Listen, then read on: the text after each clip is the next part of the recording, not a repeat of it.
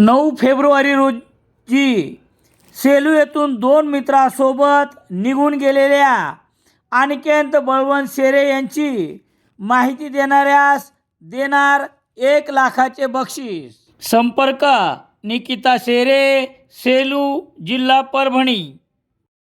सेलू शहरात दैनिक लोकसत्ता घरपोच मिळण्यासाठी Balaji newspaper agency, bus stand, Selu.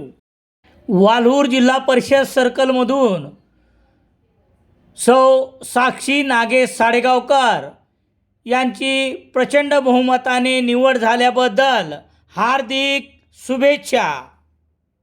Selu शहरातील मोंढा परिसरात कापड दुकानावर काम करणाऱ्या दोघांपैकी एकाचे दुसऱ्याने बोलावून घेत केलेल्या अपहरणाला 9 फेब्रुवारी 2026 रोजी 1 वर्ष झाले आहे। या अपहरण प्रकरणाची आता गुन्हे अन्वेषणमार्फत चौकशी करावी अशी मागणी अपहरण झालेल्या अनिकेत शेरे यांच्या वडिलांनी उपविभागीय पोलीस अधिकारी दीपक कुमार वाघमारे यांच्याकडे एका निवेदनाद्वारे केली असून येत्या 11 फेब्रुवारीपर्यंत चौकशी न झाल्यास सेलू पोलीस ठाण्यासमोर पत्नीसह संपूर्ण शेरे परिवार धरणे आंदोलन करणार असल्याचे दिलेल्या निवेदनात म्हटले आहे। याबाबतची माहिती याप्रमाणे। सेलू शहरातील आपल्या घरून घटनेच्या दिवशी 9 फेब्रुवारी 2025 रोजी मोंढा येथील कापड दुकानावर कामावर गेला होता। त्या दुकानावर पोहोचल्यानंतर श्याम फोपसे याच दुकानावर कामगार असलेल्या नौकराने फोन लावून बोलावून घेतले।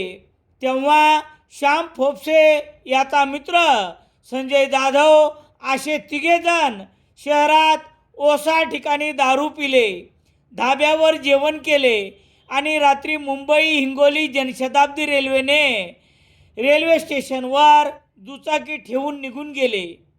त्यानंतर मात्र यांच्यात काय घडले ते पोलिसांना अद्यापही शोध घेता आले नाही। या घटनेनंतर बळवंत शेरे यांनी 15 फेब्रुवारी 2025 रोजी मिसिंग सेलू पोलिसात दाखल केली। घरच्यांनी सेलू पोलीस ठाण्यापासून ते पोलीस अधीक्षक कार्यालयापर्यंत जाऊन वर्षभर पाठपुरावा केला। पोलिसावर असा कोणता आणि कोणाचा दबाव आहे?